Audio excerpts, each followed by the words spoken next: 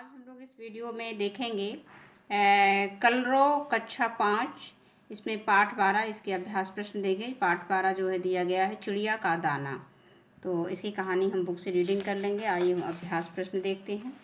तो इसमें अभ्यास प्रश्न में सबसे पहले बोध प्रश्न दिया गया है। इसमें दिया गया है कि उत्तर लिखिए, चिड़िया को दाना बढ़ई के पास क्यों छोड़ना पड़ा। तो इसका कहानी पढ़ने के बाद हमने इसका उत्तर जो है कॉपी में लिख लिया है। तो चिड़िया का दाना बढ़ई के पास क्यों छोड़ना पड़ा, तो इसका उत्तर हो जाएगा कि चिड़िया दाना को सुरक्षित रखना चाहती थी, इसलिए चिड़िया को दाना बढ़ई के पास छोड़ना पड़ा। इसके बाद अगला प्रश्न इसमें दिया गया है कि दाना खो जाने के बाद चिड़िया न्याय के लिए किसके पास गई। तो इसका उत्तर है कि दाना खो जाने के बाद चिड़िया सिपाही के पास गई थी, इसके बाद थानेदार के पास गई, फिर मंत्री के पास गई, फिर राजा के पास गई और अंत में चींटी के पास गई। इसके बाद तीसरा प्रश्न है कि चिड़िया ने राजा से क्या कहा।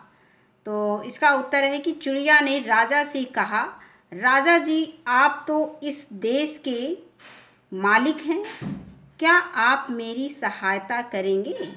इसके बाद इसका अंतिम प्रश्न दिया गया है घ, चींटी ने किस प्रकार चिड़िया की सहायता की। तो इसमें इस थोड़ा उत्तर बड़ा हो गया है। तो चींटी ने निम्न प्रकार से चिड़िया की मदद की। उसने सबसे पहले हाथी को डराया, हाथी ने राजा से कहा, राजा ने मंत्री को बुलाया, मंत्री ने दरोगा से कहा, दरोगा ने सिपाही को डांट लगाई, सिपाही ने बढ़ई को पीटकर या मारकर चिड़िया को दाना दिलवाया। इसके बाद अगला प्रश्न, इसमें दूसरा प्रश्न दिया गया है पुस्तक में। दूसरा प्रश्न है कि अपना दाना वापस लाने पाने के लिए चिड़िया कई लोगों के पास गई, किंतु इन लोगों ने चिड़िया को झिड़क दिया। लिखे कि इन लोगों ने चिड़िया को क्या कहकर झिड़क दिया। तो इसमें कुछ व्यक्तियों के नाम दिए गए हैं और उन्होंने, जैसे चिड़िया जो है बढ़ई के पास गई, सिपाही के पास गई, कुछ व्यक्तियों के पास गई, उन्होंने क्या कहा चिड़िया को, उसके बदले में उसने मतलब लोगों ने क्या कहा, ये हमें इसमें लिखना है। जैसे जब चिड़िया बढ़ई के पास गई, कहानी में जैसा कि दिया गया है, तो बढ़ई ने क्या कहकर चिड़िया को झिड़क दिया। तो बढ़ई के पास गई तो बढ़ई ने कहा था कि मैं तुम्हारा नौकर थोड़े ही हूँ। और जब वो सिपाही के पास, चिड़िया जब सिपाही के पास गई तो सिपाही ने क्या कहा कि ऐ घमंडी चिड़िया, तेरी यह मजाल कि मुझे जाते हुए रोके। और इसके बाद थानेदार के पास जब चिड़िया गई तो उसने कहा कि तुम्हारी ये हिम्मत कि मुझे रोक रही हो।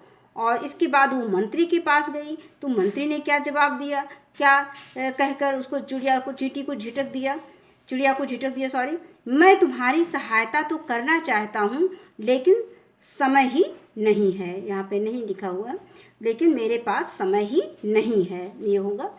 इसके बाद अगला आता है कि जब राजा के पास गई तो राजा ने चिड़िया को क्या कहकर झिड़क दिया।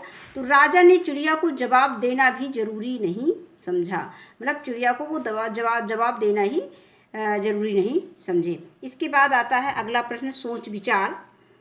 इसमें दिया गया है कि किसी का कोई ज़रूरी सामान नहीं मिल रहा है, आप उसकी मदद कैसे करेंगे।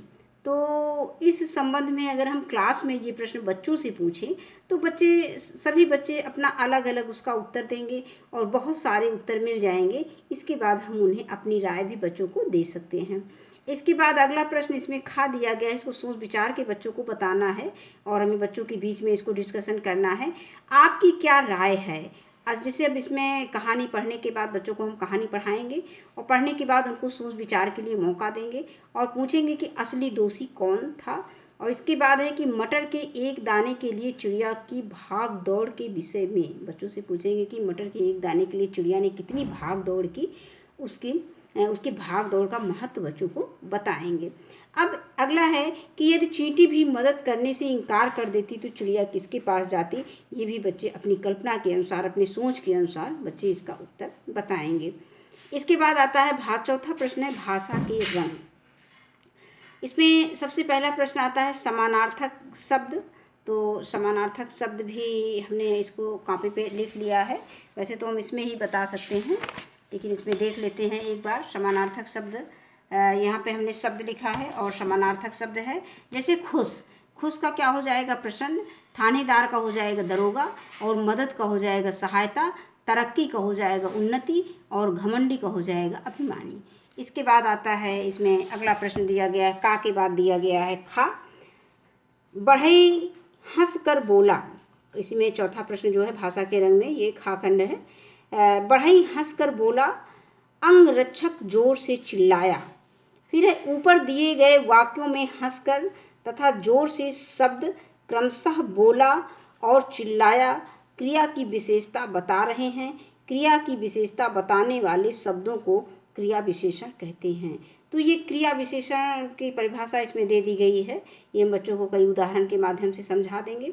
इसके बाद आता है कि नीचे दिए गए वाक्यों में क्रिया विशेषण शब्द चुनकर लिखिए। अब चिड़िया बहुत निराश हुई है, तो इसमें क्रिया की विशेषता कौन बताता है? जो क्रिया की विशेषता बताता है वही क्रिया विशेषण होता है। तो जैसे अब यहाँ पे चिड़िया बहुत निराश हुई, तो निराश कितनी निराश हुई? बहुत निराश हुई। तो यहाँ पे बहुत शब्द है, इसका क्रिया विशेषण हो जाएगा।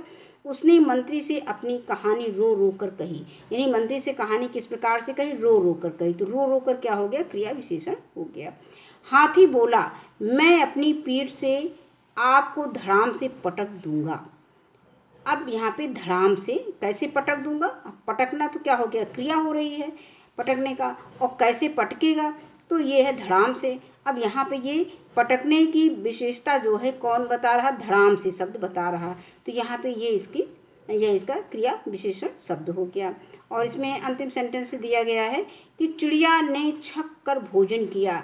यानी चिड़िया ने भोजन किया तो ठीक है, चिड़िया ने खूब भोजन किया, चिड़िया ने छक कर भोजन किया। तो यहाँ पे छक कर भोजन की विशेषता कौन बता रहा है? क्योंकि चिड़िया भोजन कर रही थी, भोजन यहाँ पे क्रिया हो गया है। और कैसे किया चिड़िया ने भोजन? छक कर किया। तो यानी भोजन की विशेषता, भोजन चिड़िया ने भोजन किस प्रकार से किया उसकी विशेषता बता रहा है कि छक कर किया। इसके बाद आगे इसमें दिया गया है विराम चिन्ह हमें बताना है। इसमें एक सेंटेंस दिया गया है कि विराम चिन्हों का प्रयोग कीजिए। एक सेंटेंस दिया गया है कि चिड़िया ने नदी से लौटकर बढ़ई से पूछा तो वह बोला, मैं तुम्हारा नौकर थोड़े ही हूँ, मुझे तो सरकार से वेतन मिलता है, तुम्हारा मटर का दाना गिर गया होगा। अब इसमें हमें पूर्ण विराम यानी जो विराम चिन्हों का प्रयोग करना है, तो उसको भी हमने कॉपी में लिख लिया है। और विराम चिन्हों का प्रयोग स्पष्ट दिखने के लिए हमने इसको रेड पेन से इंडिकेट कर दिया है। तो इसमें विराम चिन्हों का प्रयोग कीजिए।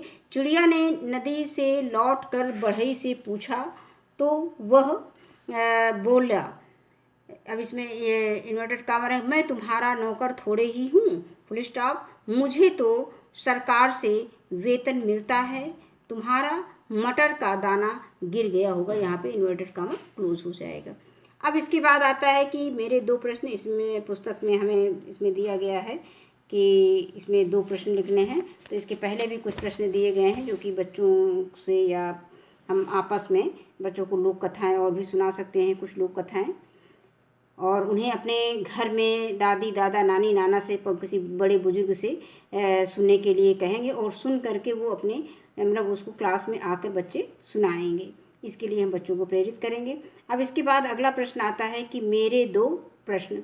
अब कहानी के आधार पर इसमें हमें बताना है कि चिड़िया को खेत में किसका दाना मिला। ये हमने एक प्रश्न बनाया है इसमें। और बच्चों से अगर हम पूछेंगे कि इसमें कोई भी दो प्रश्न या 3 प्रश्न या 4 प्रश्न, जो भी हम बच्चों से हर बच्चे से एक प्रश्न बनाने के लिए कहेंगे और बच्चे प्रश्न बनाएंगे और फिर हम उसका उत्तर या जहाँ पे गड़बड़ी होती है उसको हम अभ्यास कराएंगे।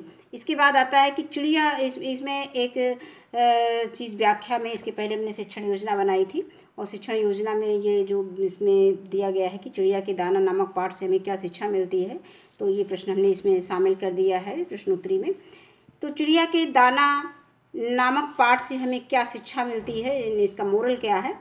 तो चिड़िया के दाना नामक कविता से हमें यह शिक्षा मिलती है कि हमें किसी को छोटा या तुच्छ नहीं समझना चाहिए, क्योंकि मुसीबत पड़ने पर छोटी से छोटी चीज़ें भी काम में आती हैं, अर्थात हम कह सकते हैं कि हमारी सहायता कर सकती हैं, यानी छोटी चीज़ें भी सहायता कर सकती हैं।